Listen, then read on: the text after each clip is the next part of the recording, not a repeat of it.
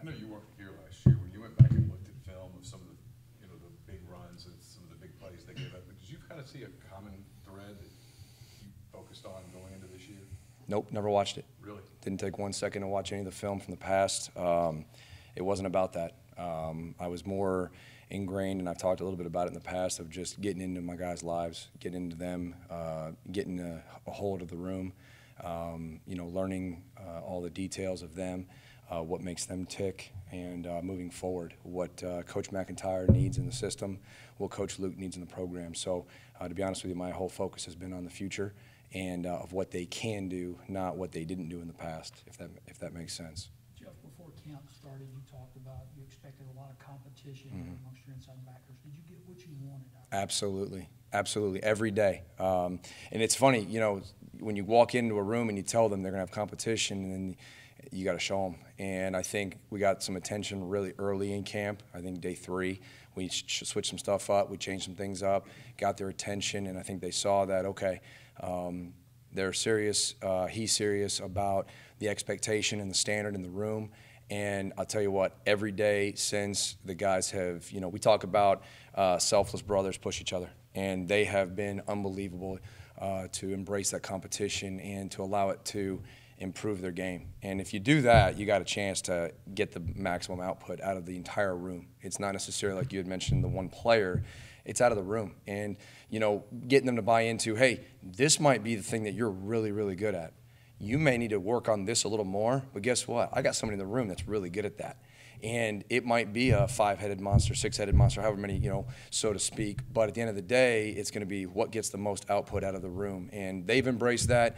Not always easy. But at the end of the day, it's what's needed for us to have maximum output. When you say change some things up, you're talking about depth chart? Absolutely, yeah. By period, by day, by situation, they've got to be all hands on deck. And we talk about, understanding too different coaching styles, and intensity versus high teaching and high mental versus high intensity, and where we're at with those two things, and then putting that with competition. It develops that mental toughness that Coach Luke's talking about, and that physical toughness that he's talking about.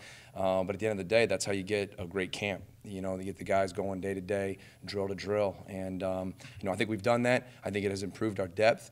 I think it's improved our play overall. And, we'll find out Saturday how much better we've become. You mentioned having a 5- or 6-headed monster. Yeah. Is that kind of what you anticipate against Memphis, using all these guys at that position group? Yeah, I think you got to have the ability to. It's going to be August, whatever that is, 31st, I believe is the day, and it's going to be hot. It's going to be 11 o'clock and all that, and everybody knows that. But, we've trained for that. We're ready for that. We've embraced that. And, we're going to have not just bodies to put out there, but very capable and competent bodies and minds to make the checks, make the adjustments, and that's what you have to do. And that might go into November. Who knows? But at the end of the day, it's also a very long season, and depth is something that now that we're back to the full allotment of scholarships and all those things that have been spoken about in detail, we have that ability now, and that's what it should be in the SEC.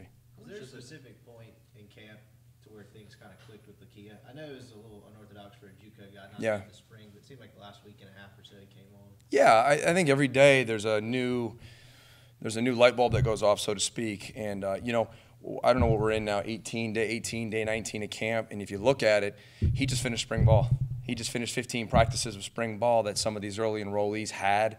So now he's on the front. So where you take a kid like Sam Williams, who's now on day 30 of practice, how much better he's gotten with Coach Nixon and the scheme is unbelievable in that second 15 days. Well, Lakia is just starting to hit that, so you start seeing full understanding of things. The other thing is he's playing in a room with some older guys. He's got a Willie Hibbler that's a senior that's played the position in the league, and Jacquez Jones who played, and Momo and Dante. And, so with all of that combined, you're going to start seeing improvement every single day. Well, obviously what he brings is the physicality and the love for the game, which all the guys have. So it's been fun to coach him.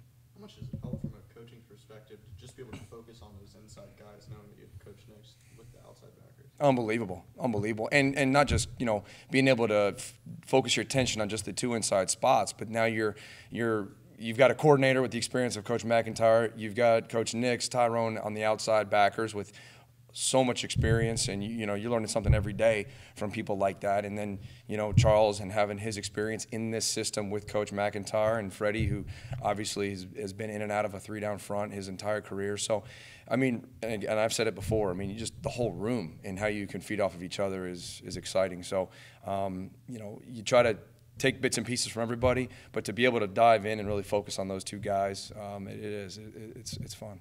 Was it tough at first to instill that don't look backwards attitude for the players, the people who were here last year and kind of remembered what happened? No, not, to be honest with you, not really, especially when they're in the building, because all that other stuff is usually outside of the building. So when they come to work and they're in here and they're in front of you and they're on the practice field, there's a fence up. There's you know, we're kind of isolated from that. So we can just focus on what can we control next year? What can we control next week against Memphis? What can we control today at practice? What can we control in this meeting and in this drill? And if you do that, again, you can say it's coach speak and all that, but if you do that, you can block out all the outside stuff. You can block out all the past and worry about, okay, this is what I've got to get better at, because I didn't do this right yesterday.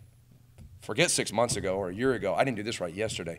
Can I get it fixed tomorrow? And that's got to be the focus, and that's what I think they've done a pretty good job of the last 3 weeks. Along those lines, have you kind of sensed a building confidence among guys that, hey, we're doing things better?